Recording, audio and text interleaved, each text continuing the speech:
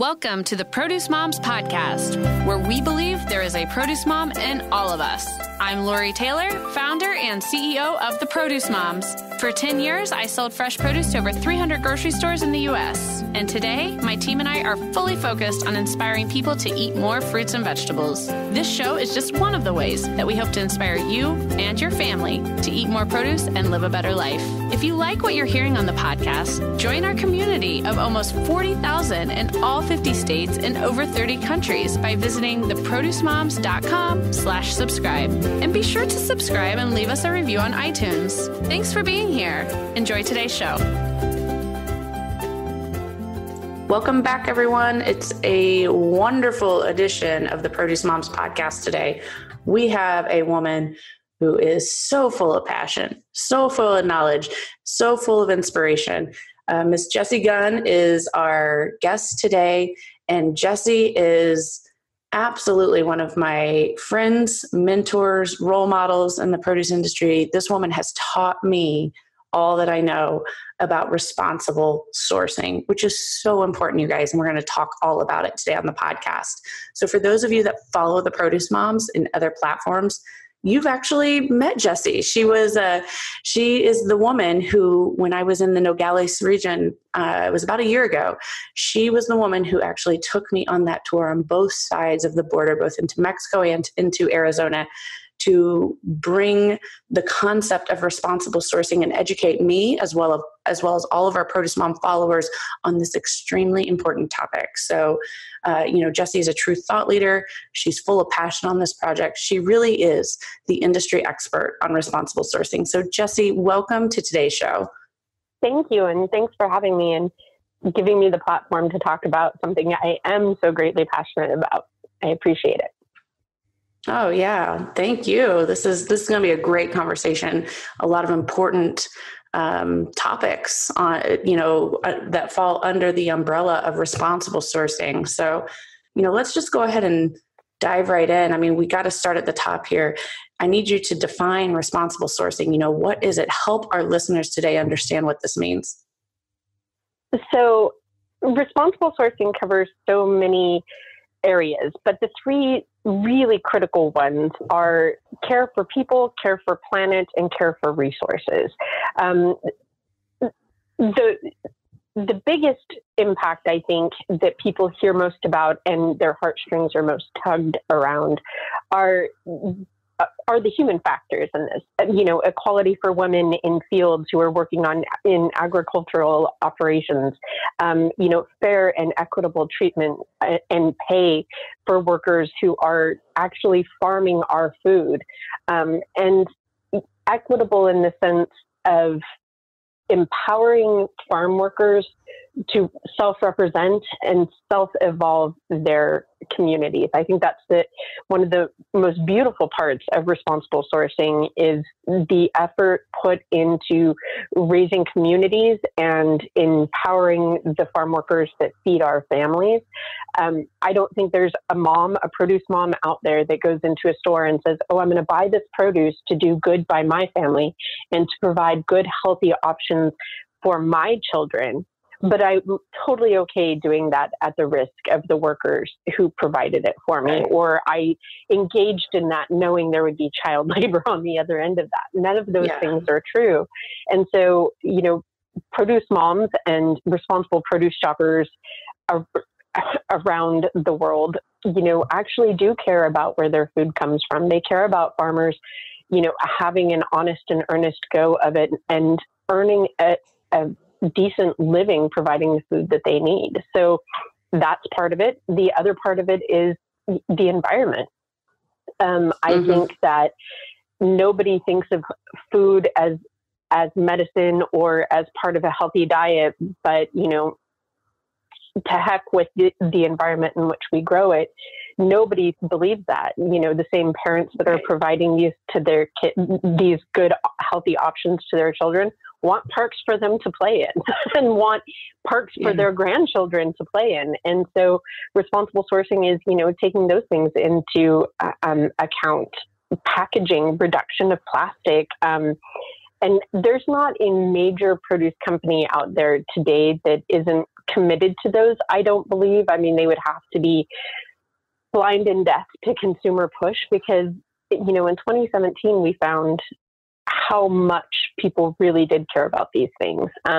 With, wonderful Nielsen feedback on consumer shopping habits, we were able to truly see the first massive shift. It's been gradual up to this point. In 2017, we kind of jumped off the cliff of, yes, we expect more, we want more, and consumers dove in with like a 49% rate of importance on responsibility and sourcing. So I love that. Yeah. And, I love what you said just there, Jessie, about how there's really not a farmer out there that doesn't practice these beliefs. I think that's one of the broader misconceptions maybe for some consumers, is thinking that, farmers don't have responsible farming and, responsible sourcing and care for the environment at top of mind. And it's one of the things that motivates me to keep going here at the Produce Moms, is to make sure that we tell those stories and that we educate consumers, especially here in America, about, just how responsible the supply chain is. However, that being said, there is always room for improvement, and there are distinctions in how some folks are doing, responsible sourcing in a way others are not. So that being said, I'd kind of like to take a small pivot here and really dive into fair trade.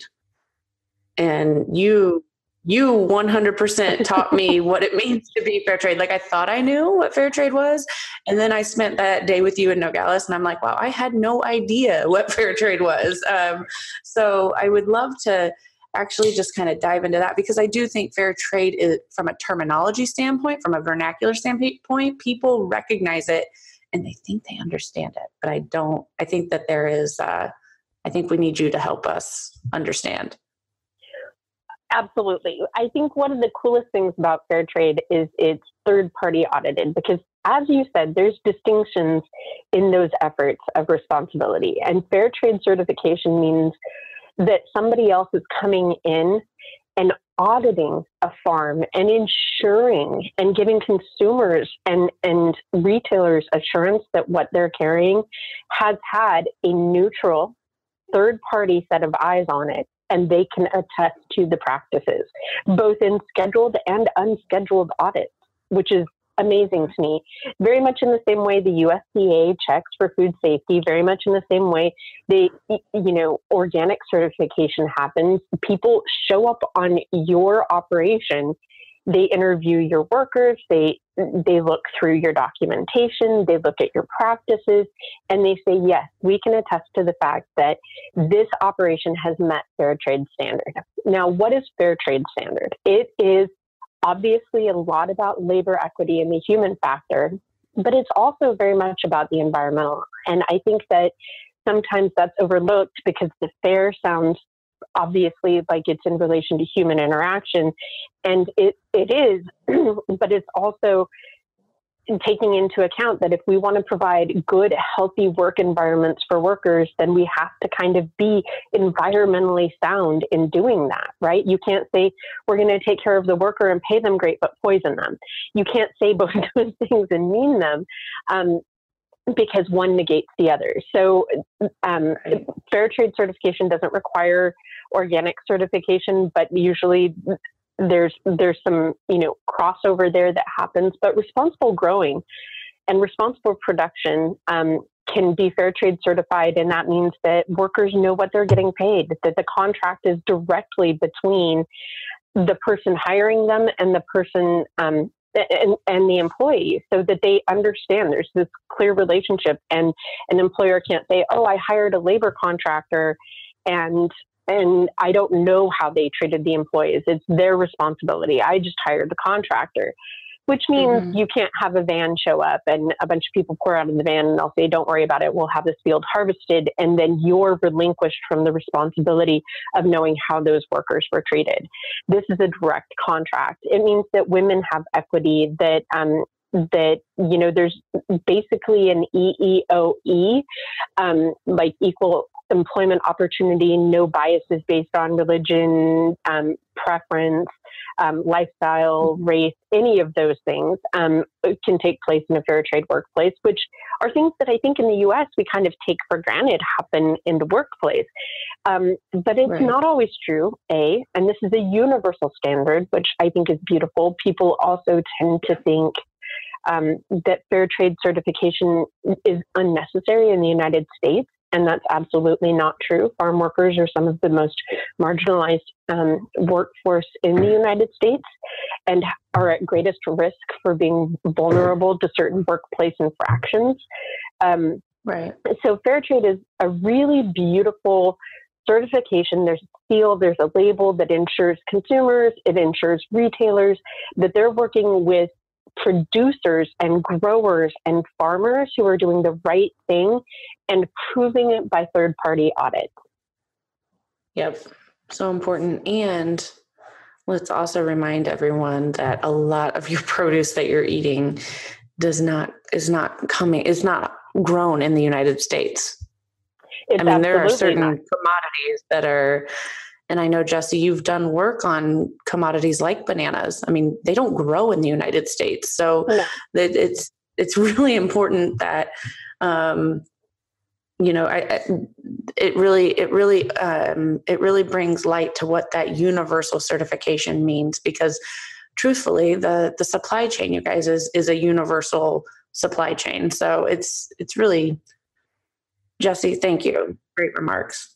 Well, and it's also really important to remember that it is universal, and we look from a very, a very American perspective on production of produce. But I'm sure everybody in Mexico getting our corn and getting our potatoes and getting our soybeans is really happy when they can be assured that it's grown responsibly as well. We are doing incredible things with our trade agreements, with our import and our export. One grower I used to work with said an amazing thing once, and it made all the sense in the world. He said, we grow tomatoes really well, but we can't grow potatoes, right? So I think one of the misnomers in America around food is we shouldn't import this because we're putting U.S. farmers out of work. When the truth is we import what we don't grow well when we can't grow it well. And we export in the same fashion. So there's a very, very small margin, less than 11% difference between the dollars that we import in fresh produce from the dollars that we export in fresh produce.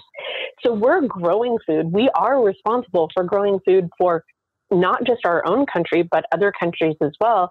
And we share that collaboration with our surrounding countries. And even, when we get really in a pinch, and in America, we are blessed to be able to walk into a grocery store and say, you know what, today I want to have fajitas, so I need bell peppers of all colors right now. Or, I know it's December 1st, but I really want some strawberry shortcake. So we're blessed with that availability, right? And it's because of import export. So now imagine a global standard that allows any country anywhere to understand that beyond a shadow of a doubt, via third-party certification, third-party audit, and impartial eyes reviewing and certifying the truth of how a farm operates. Imagine the value of that, because you don't have to be concerned with the practices off a fair trade farm. You don't have to worry about child labor. You don't have, because it doesn't happen. It's not allowed. It's the child labor certification policies with fair trade are a great assurance to people who, think that all fruit imported from Mexico is harvested by 10-year-olds and people are mistreated. Though I want to clear up that misnomer. That is the rare occasion, to be sure, but fair trade assures you that that's not happening and that it can't happen. So. Sure. Yeah. So let's talk a little bit more about the environmental side of responsible sourcing. Let's talk about green initiatives. Can you give us some examples of this? Are there certifications out there for these types of initiatives similar to fair trade certification? So there are. But fair trade actually is one of the most comprehensive environmental certifications I've seen. I know I sound like I'm beating a drum here, but I am a huge fair trade advocate. But there are sustainability certifications separate from this. There are companies that are fully committing to the UN Sustainable Development Goals and initiatives, and some of those are environmental. Fair trade certainly plays into that, as do other certifications, EFI, Equitable Farm Initiative, AJP, Agricultural Justice Project. Those are just U.S. ones. There are international ones as well. And again, they all sound like they're initially labor-based, but they are also environmental. And then there's like the Rainforest Alliance, different certifications like that. And B Corp is amazing. And they're incredible as a certification as well. I am a huge fan of B Corps as well, and the work that they do. I think B Corp is, from a consumer standpoint, and even from my own standpoint, being an industry professional who's immersed in this every day, B Corp certainly seems like a gold standard, so to say. And from my perspective, it's relatively new. Is that correct? I mean, I feel like I'm just starting to hear about it within the last couple of years with, Earthbound Farm was recently B Corp certified. Christopher Ranch was recently B Corp certified. No, B Corp is newer. Newer to ag than it is new. Let me just say that. So B Corp has been around for at least 15 years that I know of, and but it is just working its way into agricultural production, and it is incredible, and it is assuredly the gold standard. It's kind of business done in its absolute most ethical form, in my opinion, because it covers worker welfare, worker equality, long-term sustainable capability. And sustainability, people think that means, do I recycle? Are we watching our water use? And it absolutely means those things. Ask California and pistachio and almond production about water use. They understand the need to be, conservative in our resource use. But it also, I think more importantly, B Corp also talks about not just are we reducing that use, can we reduce it over a 10, 15, 20, 30-year arc? And can we sustain that? And sustainability means producing systems that are more conservative in resource use, more fair in the way that they treat people and the planet, and sustainable over a long period of time. So responsible is awesome today. Sustainable is long-term, in my opinion. And B Corp not just ensures that, it ensures that if you're B Corp status, like if you're, how there's a C corporation and a B corporation, it means that if for any reason 20 years from now you sold the company, the people that purchased the company have to operate under the same mission vision alignment, which is really cool. Yeah. That is neat. Yeah. I didn't realize that. That's really neat. Yeah. So you mentioned earlier in the conversation that it was about 2017 where, the Nielsen data, the IRI data was coming back and showing that, consumers are really demanding and are more aware of responsible sourcing when they are making their, choices at the grocery store. So can you dive a little bit deeper into that? Tell us a little bit more about what these data points are and what you believe consumers are most interested in? Absolutely. So I think consumers are over. One of the most glaring points of data to me was, and it was a cross point of about 17 points of data, to be fair. That is awesome, but it's important how we extrapolate it. And so the 17 points of data that went into it were the increase in sales of free items, free from items, free of harmful pesticides, free of preservatives, free of this. That was one of the points that went into it. Certifications like B Corp and Fair Trade Purchasing, women empowerment items that that were purchased in the food realm, right? Like women-owned or women empowering through fair trade, through women's equitability initiative, those kinds of things.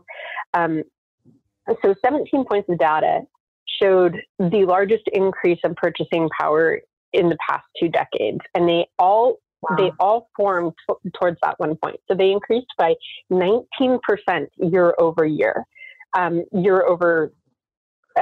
It's actually 2015's data. So a 2-year increase showed 19% growth, which is massive. Anytime you get nearly 20% of the market to shift into a pattern of buying, that's a massive increase. So yeah, that's quite a significant shift, Jessie, for a 24-month time. That's just 24 months. Yes. I think the most significant part is it was in food, it was in self-care, healthcare products, like baby care items, women's healthcare items. We're seeing a massive jump in free from items in women's healthcare specifically. And they tend to kind of be the thought leaders of what enters the home from a consumer purchasing perspective. And they still are tending to lead that. I think there's a slow shift emerging, in that as we progress through the decades, but they're still the gatekeepers of the items that enter the home. And the social media is feeding the awareness. It used to be kind of privileged information, people that had the luxury of time where, 2 parents weren't working in the household, where there was a higher income resource to purchase things that might have come at a higher dollar value at shelf level. Now, you can be working a fast food job at 19 and understand from your social media feeds that certain inputs in your food system aren't great for you.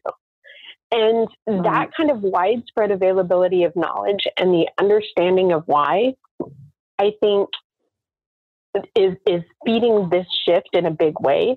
Millennials definitely had an impact on it, but the coolest thing about millennials is they're producing great content that boomers are accessing. So, and Gen X is obviously in the middle, and now we have Gen Z coming up who this is their first year in the workforce.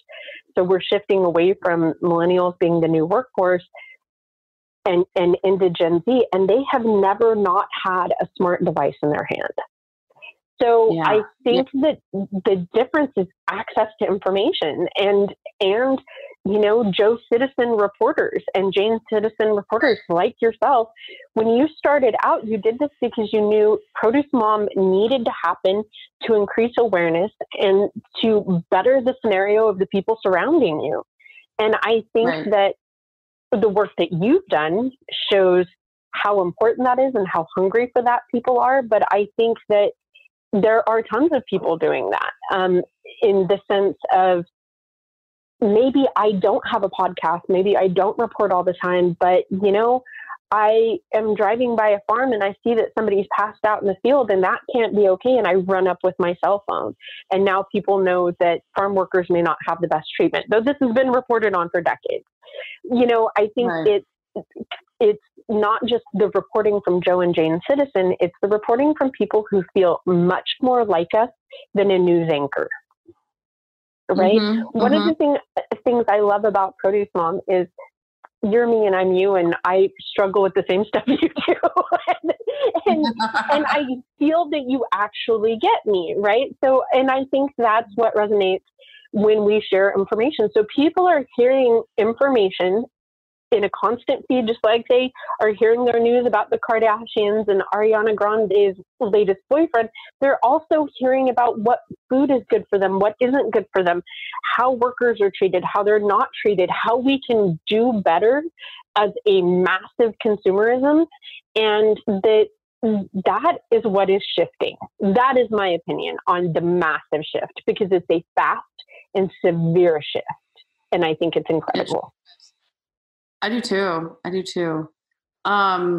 So Jessie, I know we've talked about so many wonderful things today, and I can't thank you enough for for your time, for your passion, and for the very important work that you are dedicating your life to doing. And that's really, you know, when it comes to selecting guests for this podcast, that's kind of what it always comes down to. You know, who are the folks that are doing work that matters the most? And you're certainly on that list, girl. I'm so proud and thankful for the work that you do. You know, we've talked about a lot of really important things, but I am going to ask you a loaded question here before we sign off today. If there is just one takeaway that you could give to today's podcast listeners, what do you want that takeaway to be? Food feeds your whole person. It feeds your values on how you believe workers should be treated. It feeds your moral alignment on how you think we should treat the environment.